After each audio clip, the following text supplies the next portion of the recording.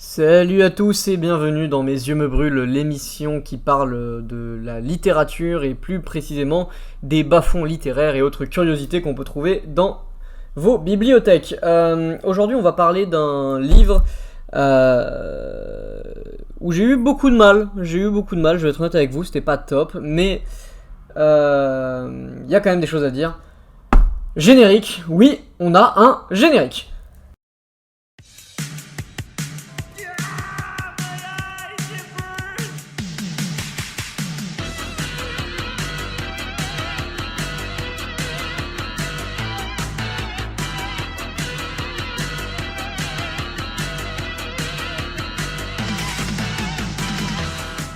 Alors, déjà on va commencer par le début quand même, parce qu'on est quand même au premier épisode et peut-être que vous savez pas vraiment de quoi va parler le podcast, hein, c'est normal, c'est quand même genre assez nébuleux, mais même moi je suis vraiment pas sûr du principe et je suis pas sûr de en gros de quoi je vais parler ou de quoi va consister l'émission. En gros ce sera vraiment juste parler de livres, mais pas connus, qui ne sont pas destinés à être lus en fait quelque part, c'est des livres qui juste sont perdus, sont pas là pour marquer leur époque, juste là pour faire de la thune, ou alors c'est des curiosités littéraires, des trucs que peu de gens considèrent comme de la littérature, mais que moi je veux considérer comme de la littérature parce que je pense que ça mérite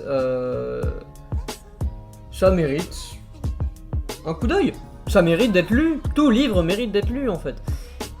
Du coup forcément ça va être le chaos, hein. C'est-à-dire qu'on va pouvoir parler de bouquins pour pré-ado, un peu à la con qui n'a aucune prétention, on va pouvoir parler de livres dont je suis absolument pas le public, hein, soyons honnêtes, vraiment là c'est des livres où bon c'est... Voilà, bon. Mais du coup ouais, ce sera en gros voilà, de la review littéraire et qui va tenter de trouver un fond à des films et des livres qui n'en ont pas forcément. Par exemple, pour ce premier épisode, je trouve que c'est un bon exemple, on va parler du livre The Perfect Date, qui a donné le film The Perfect Date. Mais là où c'est intéressant, c'est qu'en fait, le livre est très différent du film, et du coup, je tente de comprendre comment le livre, qui semble être une satire, mais ça, je vais en revenir plus tard, a pu donner littéralement un cas de figure de film pour ados netflixien, quoi. Donc cet épisode sera bien sûr divisé en deux parties, à savoir la première partie que vous êtes en train d'écouter là, qui sera la critique littéraire du bouquin, et la deuxième partie sera plus se poser la question de comment Netflix fait des films et qu'est-ce qu'un cas de figure Netflix pour adolescents, et pourquoi Netflix a une aussi grande importance en se basant sur le livre. Le problème étant le suivant, je suis obligé de le faire en deux parties, parce que il y a des informations que j'ai pas pour le moment, et que j'attends d'avoir pour pouvoir continuer et avoir une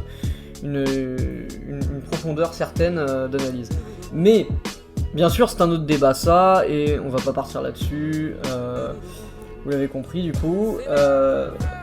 Parlons donc de The Perfect Date. Le livre est sorti le 26 juin 2019 et écrit par Steve Blum. Le livre nous raconte l'histoire de Brooks visant une fac prestigieuse et décidant de devenir un escorte pour pouvoir payer son école. Mais avant de continuer de parler de ce qu'il y a autour du bouquin, je pense qu'il faut qu'on parle de l'auteur. Steve Blum est un scénariste américain ayant vraisemblablement commencé sa carrière en écrivant Garçon Choc pour Nana Chic en 1985. C'est avec ce film que Blum lance sa carrière de scénariste et commence à se faire un petit nom dans le cinéma de série B, voguant entre le nanar total et le film sans budget, réussissant quelquefois par miracle à se faire un nom. On retiendra James et la pêche magique, ou encore Jack Frost, un film d'horreur avec un bonhomme de neige maléfique. Blum est parti pour ne faire que des mauvais films, demandés uniquement par des studios pour combler les cases, un parcours qui a été emprunté par bon nombre de scénaristes avant et après lui, mais Blum ne baisse pourtant pas les bras, et décide d'écrire en parallèle. Entre deux scénarios, Blum écrit donc The Stand-In, un livre racontant l'histoire de Brooks, visant une fac prestigieuse et décidant de se lancer dans le métier d'escorte pour se payer un tuteur qui l'aidera à se faire accepter dans une grande école. Vous l'avez deviné, on parle bien évidemment de The Perfect Date. Le livre tombe par miracle dans les mains d'un producteur Netflix qui s'en empare alors pour édulcorer et en faire un film original pour adolescents nommé The Perfect Date. Blum est mis à son tour sur le projet et a comme mission d'écrire le scénario du long métrage. Le film sort bien entendu, et une fois sa sortie sur Netflix dans à peu près tous les pays, son livre, à savoir The Stand-In, ressort cette fois-ci sous le nom de The Perfect Date avec une nouvelle couverture. Bien évidemment pour se faire de la thune sur le film. Et voilà. Bah d'ailleurs c'est comme ça que j'ai trouvé, hein. C'est d'ailleurs comme ça que j'ai trouvé le bouquin de manière random, hein. Je l'avais trouvé de manière vraiment random à la Fnac en fait, c'est-à-dire que je vais être honnête avec vous, j'ai perdu un pari. Soyons honnêtes, hein, c'est vraiment juste comme ça que j'ai mis la main sur ce bouquin. J'étais juste avec une pote, on s'est foutu de la gueule de ce livre parce que bah, le film était déjà pas ouf. Et j'ai perdu un gage, j'ai dû acheter ce bouquin. Ce qui se passe, c'est que au final, je l'ai lu, plus par curiosité qu'autre chose en fait, et au final, c'est très étrange. Parce que ça n'a rien à voir avec le film en fait. Comment expliquer ça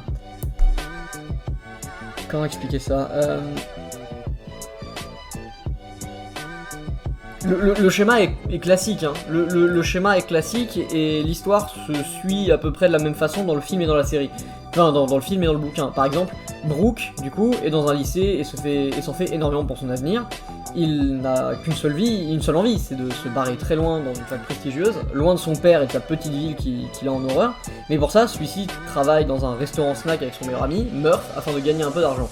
Et voilà qu'un jour, alors que celui-ci est en train de nettoyer la table d'une bande d'abrutis de son bahut, l'un d'eux parle de sa cousine n'ayant trouvé aucun cavalier pour son bal d'automne, et qu'il serait prêt à payer le premier connard venu pour y aller. Ni une ni deux, notre héros se dévoue alors, et se retrouve à accompagner cette parfaite inconnue à son bal. Famille riche, le héros la jeune fille passe une merveilleuse soirée, donc tout va bien, c'est cool, et Brooke se retrouve du coup grassement payé de $300 par la famille de cette fille. Brooke comprend alors qu'un business est sur le point de se faire, et se retrouve à se louer pour la soirée en tant que cavalier de remplacement pour les jeunes filles de familles riches, ne se trouver aucun cavalier. Entre mensonges, fausse identité et flirt véritable, Brooke sera plus d'une fois sur la corde raide et celui-ci réussira toujours à se raccrocher in extremis. Ça c'est l'histoire classique du film et du livre. Pourtant, il y a un truc qui change tout. Le fait que dans le bouquin, Brooke est un immonde tas de merde. C'est un colossal enfoiré. Dans le livre, vraiment, il n'y a pas un moment où il est sympathique. Je veux dire, aucun de ses choix n'est bon. Et ne serait-ce que positif d'un point de vue éthique ou humain. On a affaire à un menteur, à un pervers narcissique, à un mec horriblement odieux avec chaque personne de son entourage. J'ai des exemples de lui détruisant mais son entourage et chaque personne qui l'entoure à tour de bras, mais quasiment pas un seul où il se comporte comme une personne saine à côtoyer. Il traite son père souffrant clairement de dépression comme un raté et un minable, abandonne et risque de tuer son meilleur ami plus d'une fois, et ne résume le personnage féminin qu'à leur corps, et à leur réussite sociale. Et même le livre le considère comme un anti-héros, et une personne horrible. Je pense même que ça a été fait consciemment, et je pense même que le livre se moque de Brooks. En fait, le livre se moque de tout ce qu'il suggère. Il se moque de la course aux bonnes notes, de la course aux bonnes écoles, que le héros pourchasse pendant tout le livre, il se moque du système capitaliste présent dans le milieu de l'éducation, il se moque de l'échelle sociale que le héros tente de monter à chaque fois sans succès. Ce livre est, je pense, une satire de la rom-com pour ados. Je veux dire, tout y est, il y a le faux paraître, les gens beaux, au point que ça en devient flippant, comme si la beauté pouvait s'acheter, la réussite due à la thune des personnages, tout y est en fait. C'est vraiment juste une satire, et ça se voit à 100%. Il y a une place très importante par exemple de l'alcool et de la bœuf, dans le bouquin, qu'il n'y a pas du tout dans le film. C'est-à-dire que le bouquin est très savage en fait dans ses propos. Il y a des scènes de cul, mais vraiment qui sont super explicites. Il y a vraiment énormément de choses. Les personnages sont riches au point que ça n'en ait aucun sens. On n'arrête pas de se foutre de la gueule des riches en fait. Et même si Brooks a envie de rejoindre cette classe sociale très aisée parce que lui est pauvre, même lui se moque de ces personnages. C'est-à-dire que vraiment tous les personnages sont des caricatures qui n'ont que pour but d'être des sales cons. Et quand on lit le bouquin, on se rend compte de ça. Il n'y a pas un personnage qu'on apprécie dans le livre en fait. Pas un seul. Soit ils sont emprisonnés de leur statut social et ils sont tristes et c'est vraiment malheureux, genre je pense au père de Brooks. Soit on a des personnages qui sont riches et odieux, et parce que forcément la thune, bah ça te rend mauvais, selon le livre visiblement. Et pareil, Brooks qui est pauvre et qui a un tas de merde, j'ai jamais eu envie de le voir réussir, et ça tombe bien parce qu'à la fin du bouquin il ne réussit pas. Jamais, au grand jamais, on te montre une réussite totale de Brooks. Enfin, si, mais vraiment aux 3 dernières pages du bouquin. Aux 3 dernières pages du bouquin, c'est un miracle. Brooks se trouve une copine, ce qu'il cherchait depuis le début du livre. Il est accepté dans sa fac à la con, alors que vraiment il n'y avait aucune chance qu'il y aille. Et son meilleur ami redevient, comme par miracle, son putain de meilleur ami. La fin, elle est expédiée, mais en 3 pages. Ça n'a aucun sens. C'est-à-dire que le personnage passe tout le livre à se détruire, à détruire son entourage, à détruire tous ses rêves et ses espoirs juste pour pouvoir entrer dans une fac pas trop pourrie. Au bout d'un moment, il comprend que cette fac ne peut pas l'accepter parce qu'il n'a pas d'argent. Et tu te dis que c'est foutu. Tu te dis que c'est niqué de toute façon. Je veux dire, le truc est foutu de chez foutu. En plus, on se rend compte en gros que c'est un escroc, c'est-à-dire que c'est un menteur, manipulateur et tout ce que tu veux.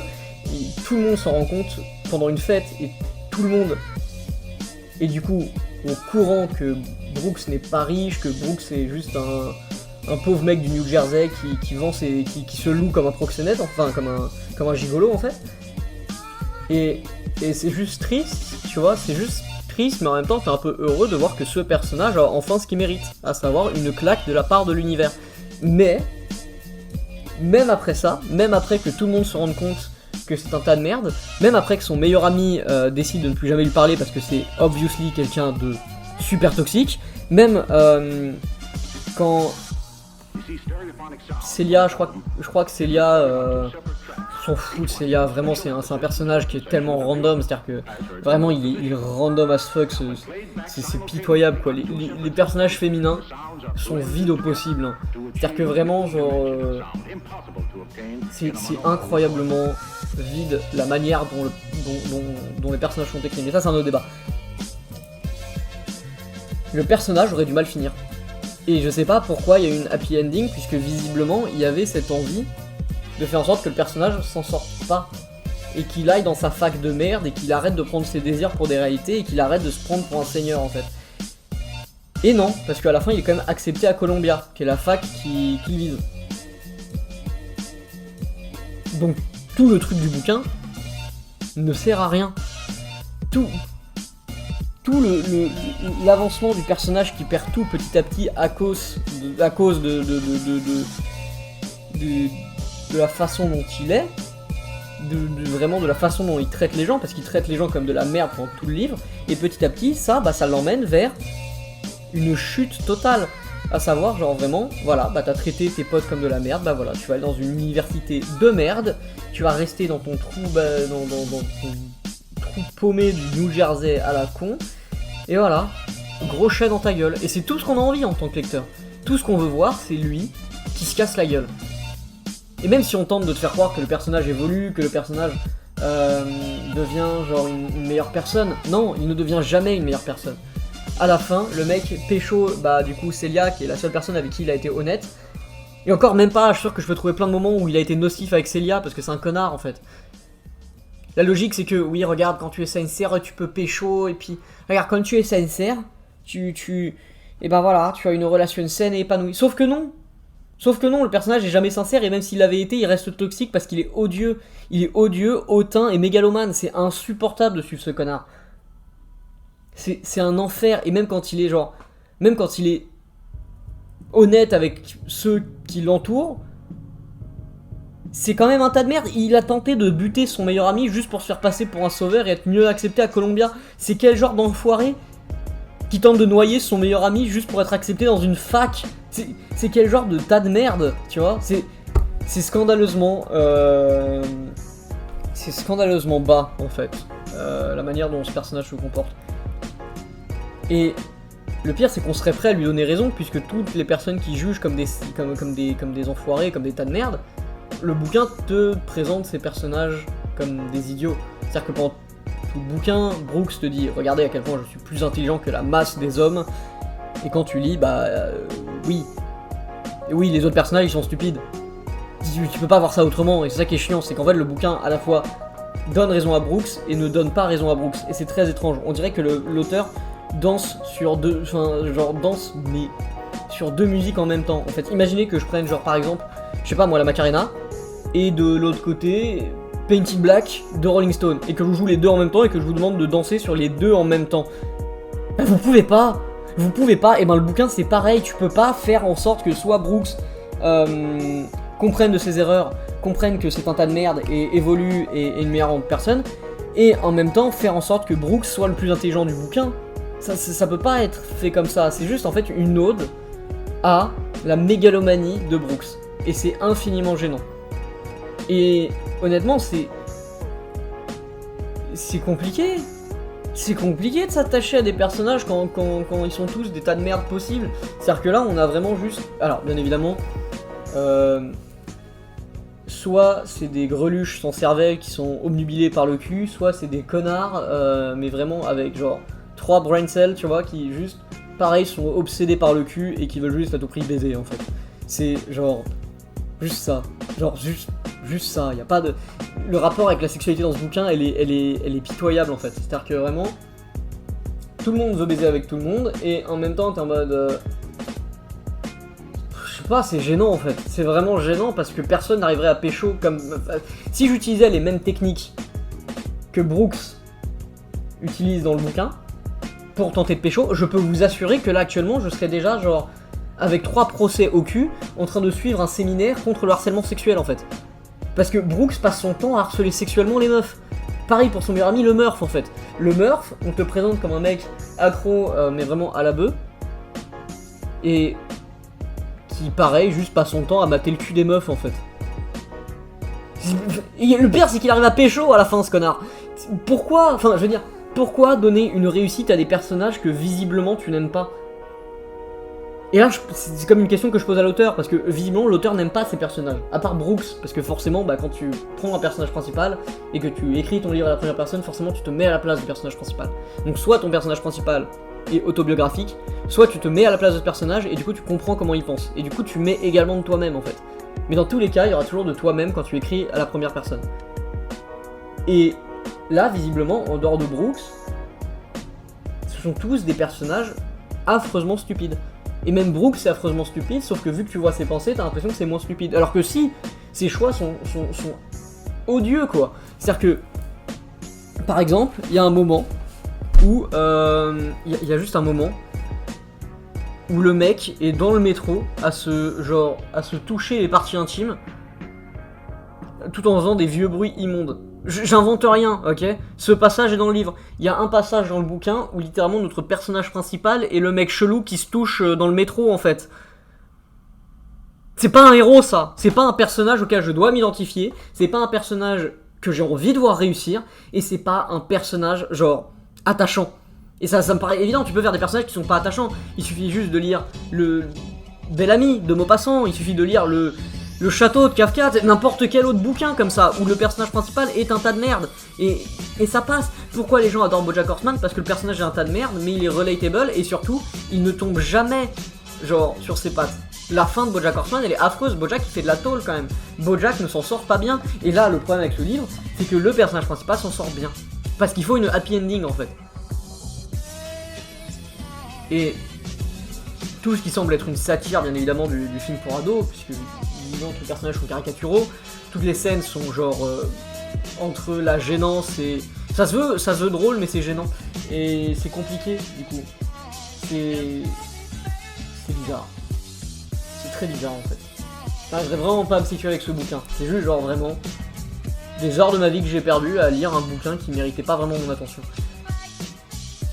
Mais il y a quand même une chose intéressante, c'est pourquoi ce livre-là a été sélectionné pour devenir un film d'adolescent qui, lui, pour le coup, n'est pas cliché, pour Netflix. Et ça, j'ai du mal à le comprendre. C'est pour ça que là, j'attends encore des réponses, en fait.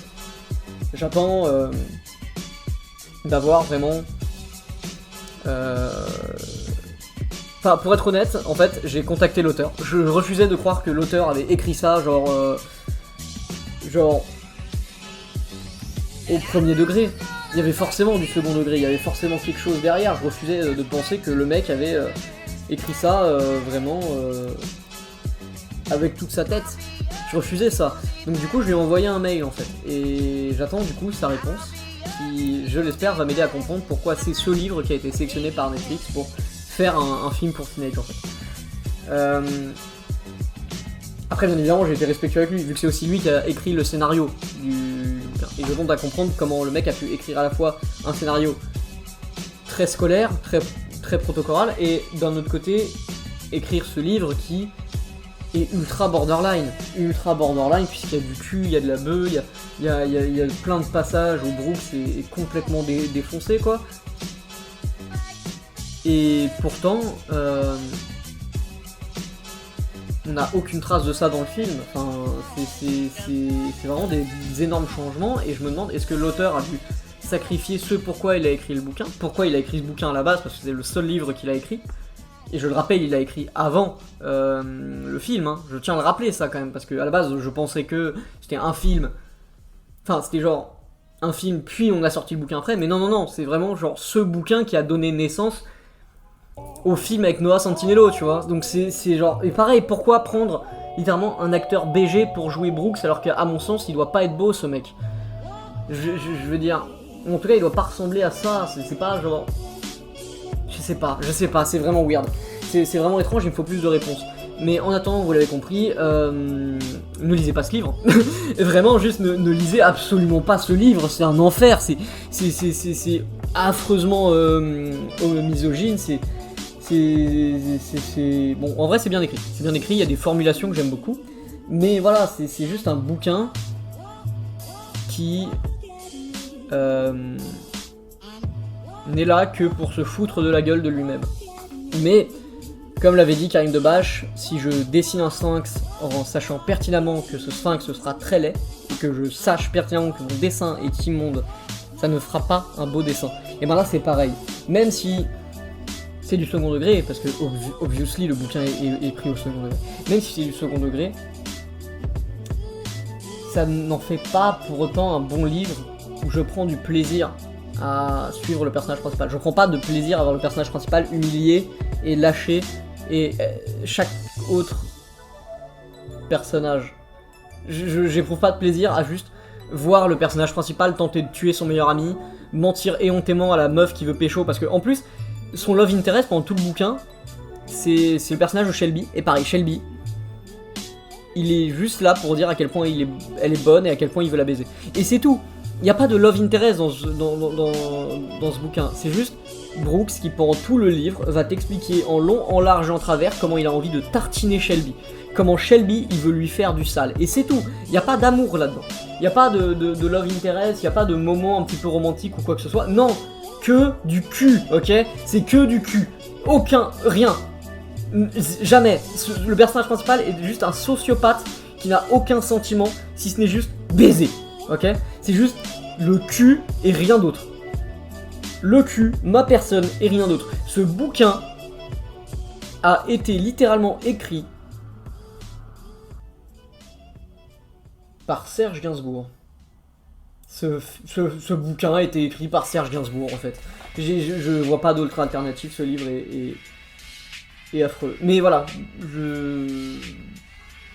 j'ai plus grand chose d'autre à dire sur ce bouquin. Pas pour cette partie en tout cas, parce que voilà, vous l'avez compris, j'ai juste chier sur un livre sur 20 minutes. Voilà, trop bien. C'est énorme. Mais c'est pas ce que j'ai envie de faire. Je pense vraiment que ce bouquin avait du potentiel. Je pense vraiment que ce livre aurait pu être cool à lire. Et aurait pu être sympa s'il avait un peu plus, genre, tenté de se foutre de la gueule de notre système. Il y a plein de moments où il est satirique et où il se moque, par exemple, des gens cunés. Je pense vraiment que ça aurait pu être une ode anticapitaliste, ce livre. Et je le pense vraiment. Je pense qu'il y avait une réflexion qu'on aurait pu avoir avec ce livre que l'auteur n'a pas eu. Potentiellement par manque de temps, ou potentiellement parce qu'il avait peur de pas être édité s'il était allé trop loin. Mais ce qui fait qu'à chaque fois on a un bouquin qui va vraiment trop loin, et qui en même temps ne va jamais assez loin dans des problèmes politiques, parce que forcément, les problèmes politiques ou sociétaux, c'est pas des trucs qui vont faire un bon livre pour ados. Et voilà. Donc en gros, si vous voulez lire un livre avec un personnage principal détestable envers tout son univers parce que son univers ne l'aime pas, vous avez juste à lire Belle Amie de Maupassant, vous avez à lire Le Château de Kafka, vous pouvez lire également plein de livres. Vous pouvez regarder des séries comme BoJack Horseman, regardez Inside de Bob Burnham, où là c'est pas son entourage qu'il déteste, c'est littéralement lui-même, comme le personnage du bouquin, ça tombe bien, mais voilà. Ne vous infligez pas des livres pour ados qui ne sont là que pour offrir de la misogynie et des messages vraiment négatifs. à des personnes qui sont déjà suffisamment perdues. Je pense que si j'avais lu ce bouquin, si j'avais été au collège ou au lycée, je me serais identifié au personnage principal et ça m'aurait donné des excuses pour me comporter comme un tas de merde. Et c'est pas une bonne chose. C'est vraiment pas une bonne chose de filer des messages comme ça à une génération qui sera potentiellement perdue au moment où ils lisent le bouquin. Clairement, c'est pas une bonne chose. Et si vous voulez lire ce livre, vous pouvez. Mais voilà, vous attendez à rien. De toute façon, c'est un livre très rapide à lire. Moi, je l'ai lu en vraiment genre 2 jours et demi. C'est un livre super rapide à lire et certains passages méritent d'être lus parce que c'est drôle. De temps en temps, c'est vraiment drôle. Il y a vraiment des moments où j'ai trouvé ça amusant.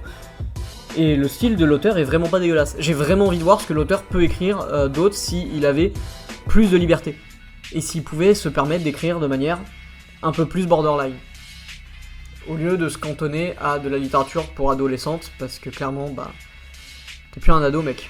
Enfin, j'ai vérifié ta fiche, y a pas marqué ta date de naissance, mais si ton premier film il date de 85, t'as genre minimum 65 ans aujourd'hui. Arrête d'écrire pour les adolescents parce que visiblement tu les comprends mal et c'est juste gênant parce que même si dans ton bouquin, dans le contexte, c'est juste un ado qui a envie de se tartiner des ados, quand je le lis, j'ai un décalage parce que t'as un vocabulaire qui n'est pas celui d'un ado. Tout ce que je vois, c'est un mec de 65 ans qui fantasme sur des ados et ça me met vraiment super mal à l'aise. Et quand je vois d'autres de tes trucs, par exemple,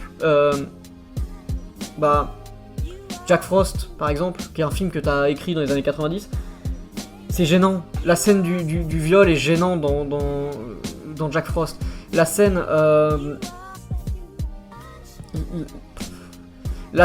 où vraiment, je me répète, hein, mais quand Brooks, il est juste dans le métro en train de se toucher les parties intimes en grognant comme une bête sauvage, je suis désolé, mais c'est pas amusant, c'est pas drôle, enfin, je veux dire, non, je peux pas. Je suis désolé, gros, je peux vraiment pas. Ton bouquin est un livre qui mérite d'être lu. Et je pense que tu mérites toi-même d'être lu, mais il faut que tu trouves peut-être mieux ton public. Parce que clairement, le public adolescent, c'est peut-être celui qui te rapporte le plus, mais c'est pas celui qui t'apporte le plus de joie à écrire. Et ça se sent. Et c'est tout. J'ai plus grand chose à dire.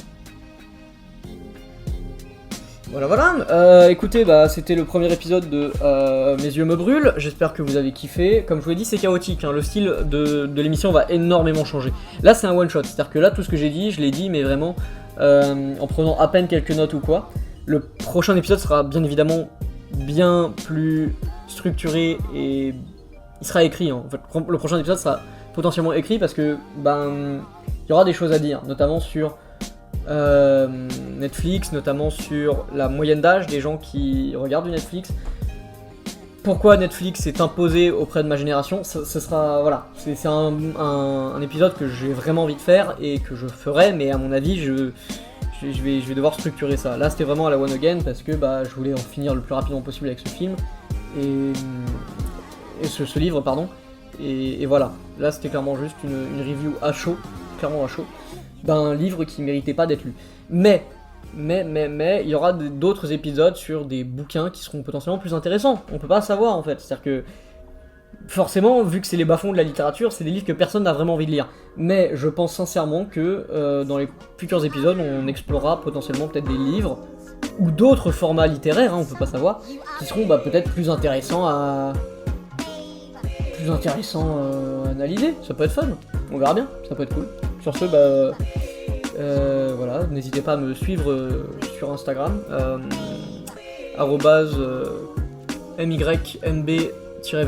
@mynb_podcast. Donc voilà, je pense que je vais ouvrir également un Tipeee, ça peut être cool. Et voilà, et du coup, à bientôt dans la partie 2 où on s'attardera plus sur des trucs plus intéressants qu'un mec qui ne pense qu'avec sa bite sur 355 pages. Ça peut être cool. Voilà. Merci de m'avoir écouté. À plus.